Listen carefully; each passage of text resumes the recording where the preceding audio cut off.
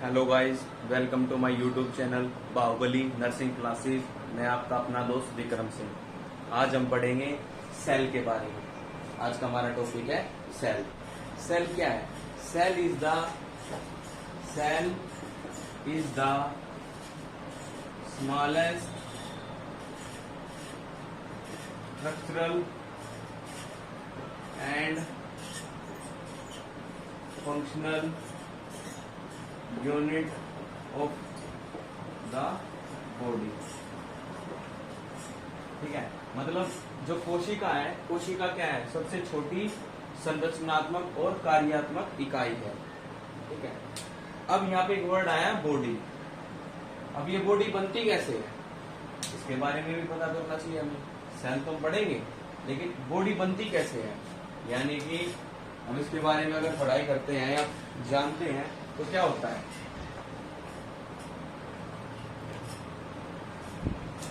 बहुत सारी कोशिकाएं या फिर ग्रुप ऑफ सेल क्या बनाते हैं? Tissue. Group of cell equal to tissue. Tissue को हम उत्तक के नाम से भी जानते हैं। ग्रुप ऑफ टिश्यू क्या बनाते हैं? Organ.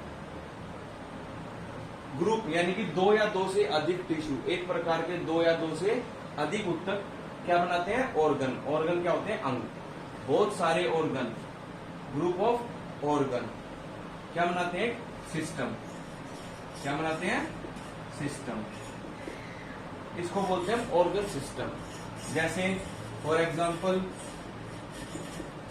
Digestive system,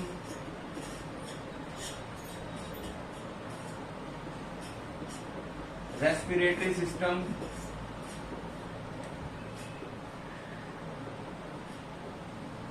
endocrine system,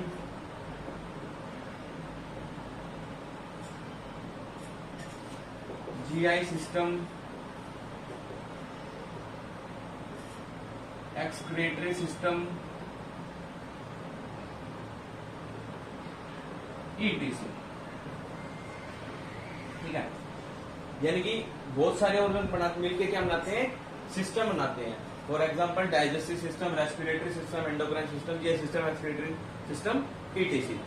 ये सारे सिस्टम जब मिलके क्या बनाते हैं? बॉडी। क्या तैयार होती है? बॉडी। या हम ये कह सकते हैं एक मानव शरीर के अंदर बहुत सारे सिस्टम मौजूद होते हैं। जब ये सिस्टम साइमल्टेनियसली अपना स्पेसिफिक काम करते हैं तो हमारी बॉडी क्या करती है? फंक्शन करती है।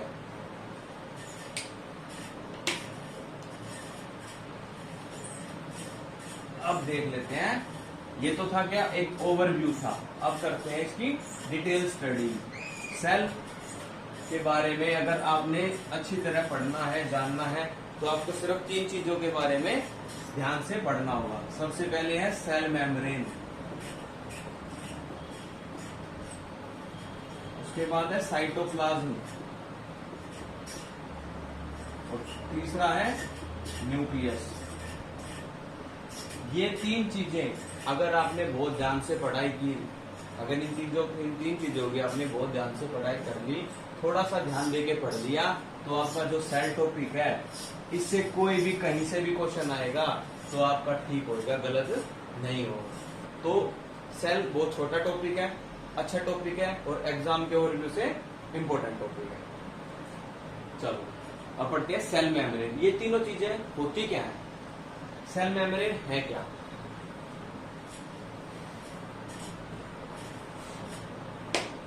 सेल मेम्ब्रेन को हम प्लाज्मा मेम्ब्रेन भी बोलते हैं।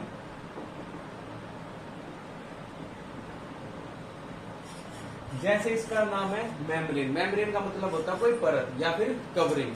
क्या होती है? परत या फिर कवरिंग। किसकी कवरिंग? सेल की कवरिंग। यानी कि ये कोई सेल है, इसके बाहर ये कवरिंग है, इसको क्या बोलेंगे हम? ये सेल है, सेल के बाहर की कवरिंग क्या है? Cell membrane. सिंपल, तो मुश्किल नहीं था, आसान था। इसमें हमने क्या पढ़ा? कुछ भी नहीं था भाई। सेल मेम्ब्रेन जैसे इसका नाम है, वही सेल एक कोशिका है। कोशिका को जो चारों तरफ से प्रोटेक्ट करती है वो क्या है, परत है, उस परत का नाम क्या है, प्लाज्मा मेम्ब्रेन या फिर सेल मेम्ब्रेन। अब ये सेल मेम्ब्रेन बनती किससे है, इसके अंदर कंपोनेंट क्या क्या होते हैं, सेल मेम्ब्रेन के अंदर कंपोनेंट क्या क्या होते हैं। सेल मेम्ब्रेन का मेन कारण, पहले कंपोनेंट पढ़ लेते हैं, कंपोनेंट क्या होते हैं। पहला कंपोनेंट होता है प्रोटीन, लिपिड और कार्बोहाइड्रेट, ठीक है। 55% क्या होता है, प्रोटीन होता है, ठीक है। 40% क्या होता है, लिपिड होता है, और रिमेनिंग 5% क्या होता है, कार्बोहाइड्रेट होता है। कई बार एग्जाम में पूछ लेता है which protein is present, mainly which protein is present in cell membrane, तो बड़ा इजी सा आंसर है अपना ग्लाइकोप्रोटीन।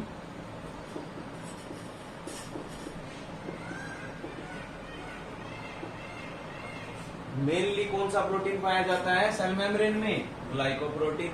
ऐसे ही कौन सा लिपिड पाया जाता है, फॉस्फोलिपिड्स।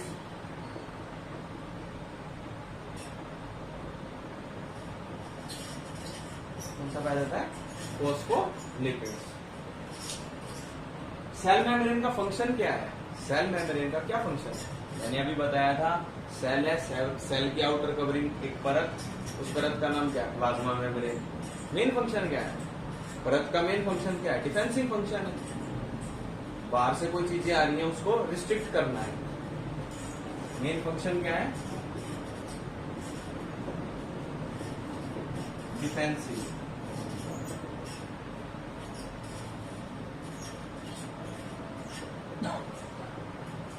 बाहर से कोई भी फॉरेन पार्टिकल्स आना है या फिर ECF एक्स्ट्रा सेलुलर फ्लूइड को रिस्ट्रिक्ट करना है अंदर आने से, तो ये किसका काम है, सेल मेम्ब्रेन का। तो आसान था, कोई मुश्किल नहीं था, इसमें जानने की कोई बात है नहीं, बस ये है मेन, कोई किस चीज से बनती है, प्रोटीन, लिपिड और कार्बोहाइड्रेट। 55% प्रोटीन होता है, 40% लिपिड होता है, 5% कार्बोहाइड्रेट होते हैं। मेनली कौन सा प्रोटीन पाया जाता है, ग्लाइकोप्रोटीन पाया जाता है। कौन सा लिपिड पाया जाता है, फॉस्फोलिपिड पाया जाता है। मेन फंक्शन क्या है इसका सेल मेम्ब्रेन का, डिफेंसिव फंक्शन है बस। अब इसकी एक प्रॉपर्टी पूछी जाती है, सेल मेम्ब्रेन की क्या प्रॉपर्टी है, सेमी परमिएबल।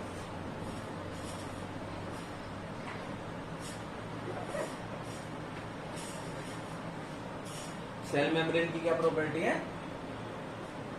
सेमी परमिएबल,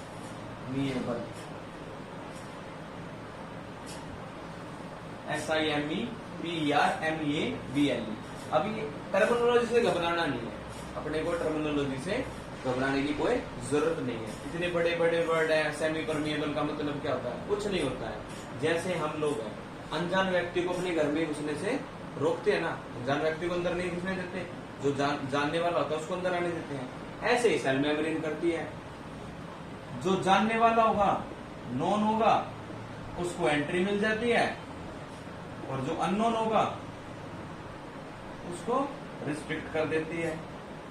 मतलब कि जो सेल मेम्ब्रेन है वो कुछ कंपोनेंट को एंट्री देती है इनसाइड द सेल, और कुछ कंपोनेंट ऐसे होते हैं जिनको एंट्री नहीं मिलती, उनको सेल के बाहर ही रहने देती है, या सेल के बाहर ही रिस्ट्रिक्ट कर देती है, अंदर आने से मना कर देती है।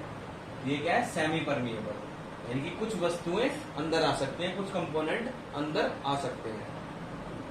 तो ये था आपका सेल मेम्ब्रेन। नेक्स्ट हमारा साइटोप्लाज्म। नेक्स्ट क्या है, साइटोप्लाज्म।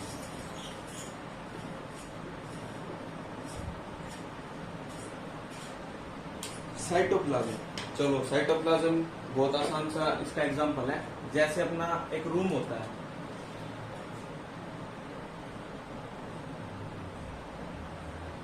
ये अपना एक रूम है, ये क्या है, एक सेल है। अब रूम के अंदर बहुत सारी जगह होती है, ठीक है, वो क्या है, साइटोप्लाज्म है। और उस रूम के अंदर कहीं टीवी है, कहीं सोफा है, कहीं टेलीफोन है, कहीं फैन है, मतलब कि बहुत सारे कंपोनेंट्स होते हैं, वो क्या कहलाते हैं? ऑर्गेनल्स कहलाते हैं। क्या कहलाते हैं? ऑर्गेनल कहलाते हैं। ठीक है, तो साइटोप्लाज्म क्या होता है? साइटोप्लाज्म एक लिक्विड है। Inside the cytoplasm it is a fluid, it is a fluid present inside the cell। वो क्या कहलाता है? Cytoplasm. which is formed by 80% of water। यानी कि जो साइटोप्लाज्म में होता है, जो फ्लूइड है, उसमें 80% की मात्रा किसकी होती है? पानी की होती है। और इस साइटोप्लाज्म के अंदर बहुत सारे क्या होते हैं? ऑर्गेनल्स होते हैं। मैंने अभी बताया कि एक रूम है, उसके अंदर खाली जगह होती है, उसको साइटोप्लाज्म बोलते हैं। और उस रूम के अंदर जो वस्तुएं होती हैं उनको क्या बोलते हैं? ऑर्गेनल बोलते हैं। जैसे टीवी का काम क्या है? मनोरंजन करने का है। सोफे का काम क्या है? बैठने का है। फोन का काम क्या है? एक दूसरे से हम बात कर सकते हैं। पंखे का काम क्या है? हवा देने का काम है। ऐसे ही ऑर्गेनल का भी अपना एक स्पेसिफिक फंक्शन होता है, स्पेसिफिक संरचना होती है, specific structure and specific function होता है। ठीक है, तो साइटोप्लाज्म क्या है? It is a fluid present inside the cell which is formed by 80% of water. Cytoplasm consist various organelle with different structure and function, जो अभी मैंने आपको बताया। आसान है, कुछ घबराने की जरूरत नहीं है, बहुत आसान टॉपिक है। एग्जाम्पल याद रखना, रूम होता है, रूम को हम सेल मान लेते हैं। रूम के अंदर जो खाली जगह होती है वो साइटोप्लाज्म है, वो लिक्विड है। ठीक है, उसके अंदर जितने भी वस्तुएं होती है, जैसे फोन है, टीवी है, फैन है, सोफा है, बेड है, वो क्या कहलाते हैं? ऑर्गेनल है। हर एक जो वस्तु है उनका अपना एक स्पेसिफिक काम होता है, अपनी स्पेसिफिक संरचना होती है। ऐसे ही ऑर्गेनल का भी अपना एक स्पेसिफिक काम होता है और स्पेसिफिक संरचना होती है, यानी कि अपना स्ट्रक्चर भी अपना उनका अलग अलग होता है और उनका काम भी अलग अलग होता है। ठीक है, अब हम बात करते हैं साइटोप्लाज्म में कौन कौन से ऑर्गेनल प्रेजेंट होते हैं। साइटोप्लाज्म में कौन कौन से ऑर्गेनल प्रेजेंट होते हैं?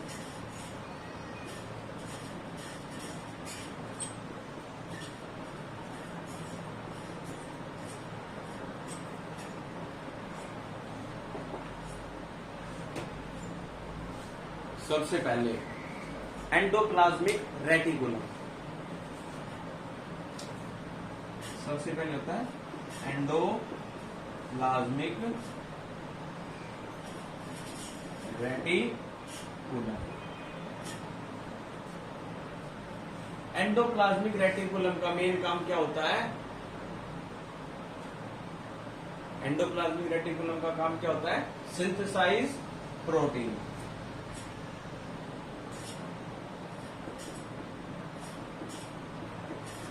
Synthesise protein. ठीक है, कोई दिक्कत? एंडोप्लाज्मिक रेटिकुलम का काम क्या होता है? Synthesize protein. अब एंडोप्लाज्मिक रेटिकुलम क्या होते हैं? दो टाइप के होते हैं।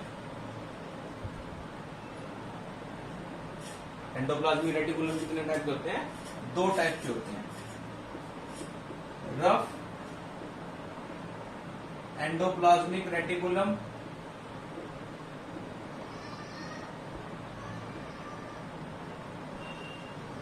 और स्मूथ एंडोप्लाज्मिक रेटिकुलम। ठीक है, रफ एंडोप्लाज्मिक रेटिकुलम और स्मूथ एंडोप्लाज्मिक रेटिकुलम। अब रफ एंडोप्लाज्मिक में क्या होता है? राइबोसोम्स के जो ग्रेन्यूल्स होते हैं, राइबोसोम्स के जो ग्रेन्यूल्स होते हैं वो आउटर सरफेस पे अटैच्ड होते हैं, यानी कि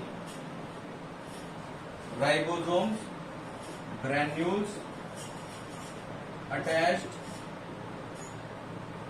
ऑन आउटर सरफेस। और रफ एंडोप्लाज्मिक रेटिकुलम क्या करता है? सिंथेसाइज प्रोटीन, यानी कि प्रोटीन सिंथेसाइज का काम कौन करता है? एंडोप्लाज्मिक रेटिकुलम करता है। और एंडोप्लाज्मिक रेटिकुलम में कौन सा?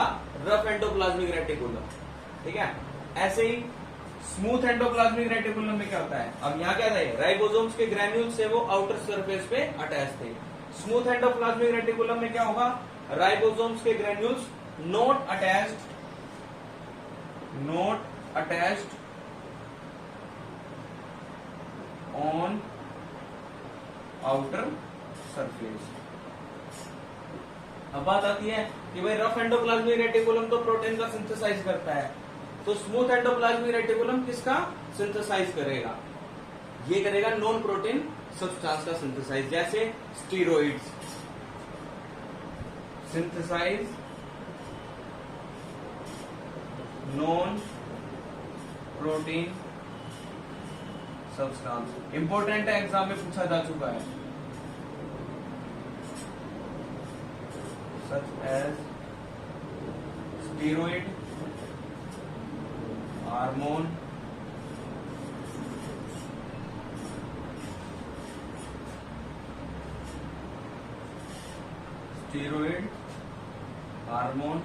कोलेस्ट्रॉल।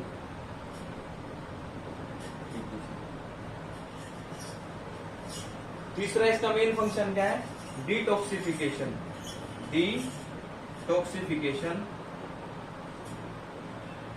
Of toxic substances.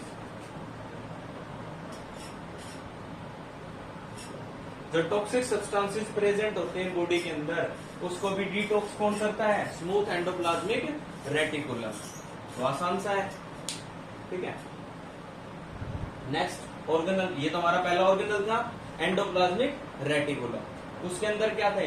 दो पार्ट थे, रफ एंडोप्लाज्मिक रेटिकुलम और smooth endoplasmic reticulum. Rough endoplasmic क्या होता है? जो राइबोसोम्स के ग्रैन्यूल्स होते हैं वो अटैच्ड होते हैं आउटर सरफेस के अंदर, और किसका सिंथेसाइज करते हैं? प्रोटीन का सिंथेसाइज करते हैं।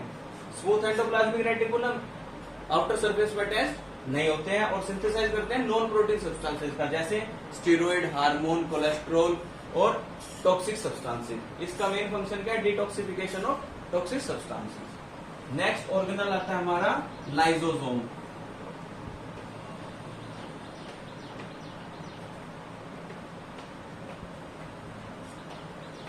नेक्स्ट ऑर्गेनल ये हमारी ऑब्जेक्ट है, हमने जो रूम से एग्जांपल लिया था वो क्या है? लाइसोसोम। लाइसोसोम क्या है? मेम्ब्रेन बाउंड, यानी कि इसके अंदर आउटर कवरिंग होती है। यानी क्या होता है? Membrane bound organelle. इसका जो दूसरा नाम है वो क्या है? Suicidal bag. इंपॉर्टेंट है, पूछा जा चुका है। Suicidal bag. अब बात आती है इसका नाम सुसाइडल बैग क्यों है? लाइसोसोम का नाम सुसाइडल बैग क्यों है? क्योंकि इसके अंदर क्या प्रेजेंट होता है? लाइसोजाइम। क्या प्रेजेंट होता है? लाइसोजाइम। ये क्या है? हाइड्रोलाइटिक एंजाइम है। Hydrolytic enzyme. ये क्या करता है? जब भी कोई फॉरेन बैक्टीरिया या फॉरेन पार्टिकल्स शरीर के अंदर एंट्री करते हैं तो ये क्या होते हैं? लाइसोसोम क्या रिलीज करता है? लाइसोजाइम, एक एंजाइम रिलीज करता है जो क्या करता है? उस बैक्टीरिया को खा जाता है, डिस्ट्रॉय करता है, डिस्ट्रक्ट करता है या फिर डिस्ट्रॉय करता है। इसलिए इसका नाम क्या है? Suicidal bag. ठीक है, लाइसोसोम मेम्ब्रेन बाउंड ऑर्गेनल है, इसका नाम है सुसाइडल बैग। सुसाइडल बैग इसका नाम क्यों? क्योंकि इसके अंदर क्या होता है? लाइसोजाइम, जो क्या एक हाइड्रोलाइटिक एंजाइम है। जब भी कोई फॉरेन पार्टिकल या बैक्टीरिया एंट्री करता है ह्यूमन बॉडी के अंदर तो लाइसोजाइम क्या रिलीज करते हैं? लाइसोसोम क्या रिलीज करते हैं? लाइसोजाइम। ठीक है, जो फॉरेन बैक्टीरिया या फॉरेन पार्टिकल्स को क्या करते हैं? डिस्ट्रक्ट कर देते हैं। इसलिए इसका नाम क्या है? Suicidal bag. नेक्स्ट ऑर्गेनल हमारा माइटोकॉन्ड्रिया।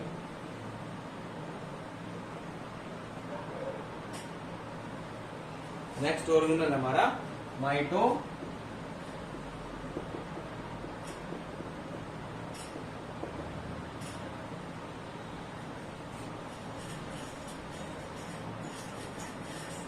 नेक्स्ट ऑर्गेनल हमारा क्या है, माइटोकॉन्ड्रिया।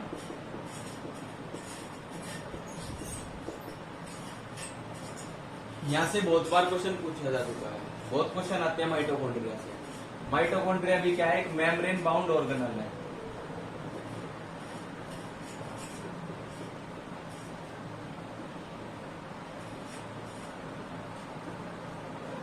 मेम्ब्रेन यानी कि इसकी भी क्या है, एक आउटर कवरिंग है, ठीक है।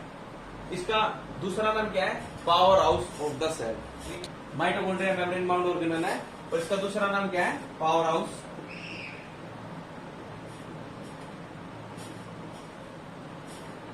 Of the cell. अब बात आती है, जैसे हमने भी पढ़ा था सुसाइडल बैग, इसका नाम सुसाइडल बैग क्यों है, लाइसोसोम का। ऐसे ही माइटोकॉन्ड्रिया का नाम power house of the cell क्यों है, क्योंकि माइटोकॉन्ड्रिया के अंदर प्रोटीन, लिपिड एंड कार्बोहाइड्रेट, इनका क्या होता है, ऑक्सीडेशन।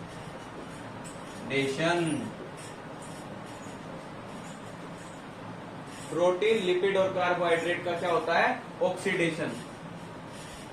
कहां पे होता है, माइटोकॉन्ड्रिया के अंदर। और एनर्जी स्टोर होती है, oxidation and stored energy in form of ATP. किस फॉर्म में एनर्जी स्टोर होती है, एटीपी। अब एटीपी यहां से क्वेश्चन पूछा गया था, what is the full form of ATP.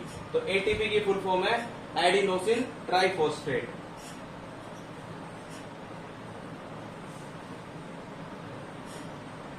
ATP की फुल फॉर्म है, ATP is equal to adenosine triphosphate.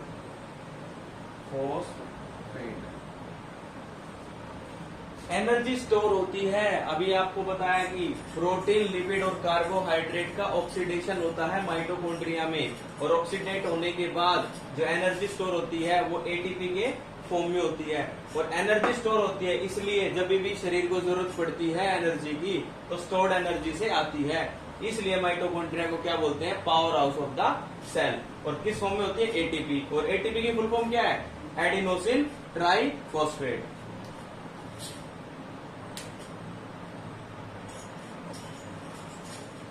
ठीक है।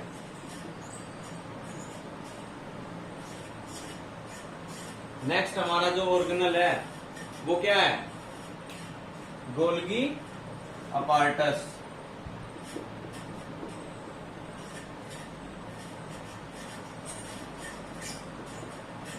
Golgi apparatus. अब गोल्गी अपैरेटस क्या होता है, जो प्रोटीन सिंथेसाइज हुआ था, जो प्रोटीन सिंथेसाइज हुआ था, कहां पे हुआ था, रफ एंडोप्लाज्मिक रेटिकुलम में, उसको आगे प्रोसेस करना, पैक करना, processing, packaging and transport to various parts of cell. जो सिंथेसाइज प्रोटीन है उसको पैकेज करके आगे ट्रांसपोर्ट करना, कहां पे ट्रांसपोर्ट करना, अलग अलग पार्ट में। अलग अलग किसके पार्ट में, सेल के पार्ट में, यानी कि अलग अलग भागों में ट्रांसपोर्ट करने का काम भी कौन करता है, गोल्गी अपैरेटस। और यहाँ पे क्या नोट करने की क्या बात है, आरबीसी के अंदर, आरबीसी क्या है, red blood cell, red blood cell के अंदर गोल्गी अपैरेटस एब्सेंट होता है।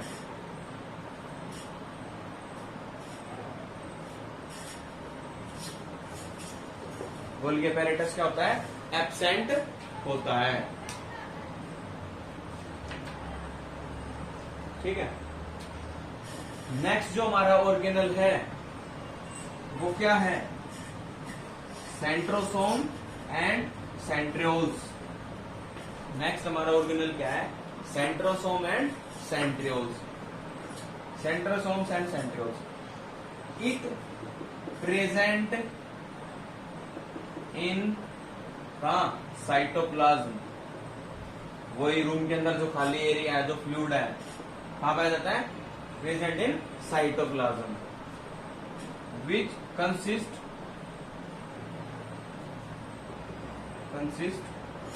To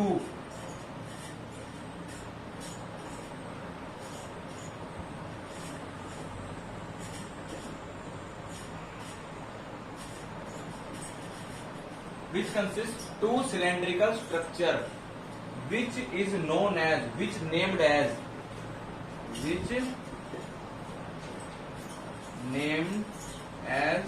centrioles।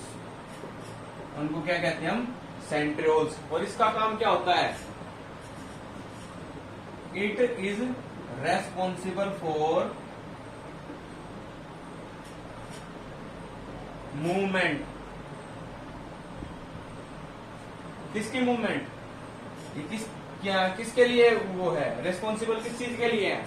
Movement of chromosomes during cell division.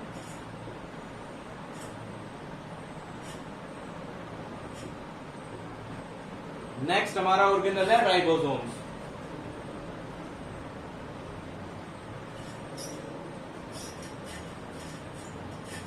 Next हमारा ऑर्गेनल कौन है?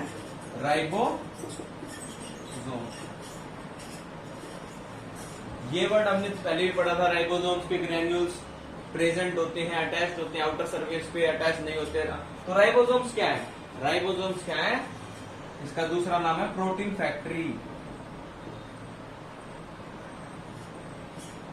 प्रोटीन फैक्ट्री, या इसको बोलते हैं engine of the cell. Engine of the cell, protein factory या फिर इंजन ऑफ द सेल। ये किस चीज से बनता है? 65% इट कंसिस्ट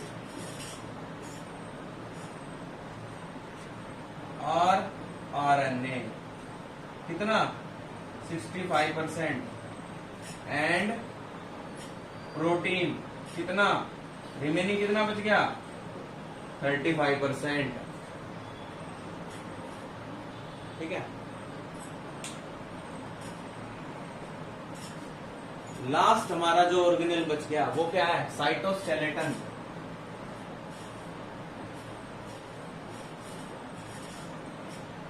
लास्ट हमारा ऑर्गेनल बच गया साइटोस्केलेटन। ये क्या होते हैं? माइक्रो ट्यूब्यूल्स और माइक्रो फिलामेंट्स।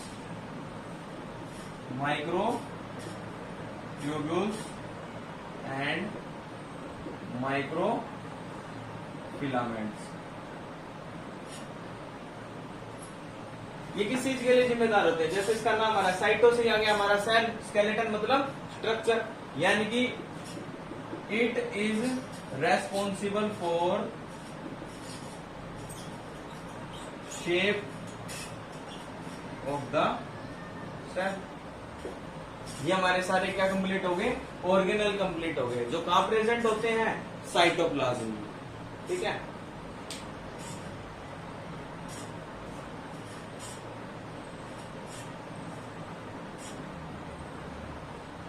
नेक्स्ट क्लास में हम पढ़ेंगे न्यूक्लियस,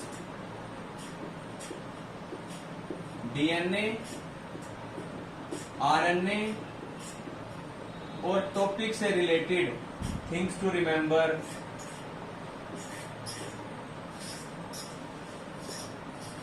या इसको बोल लो इंपोर्टेंट थिंग्स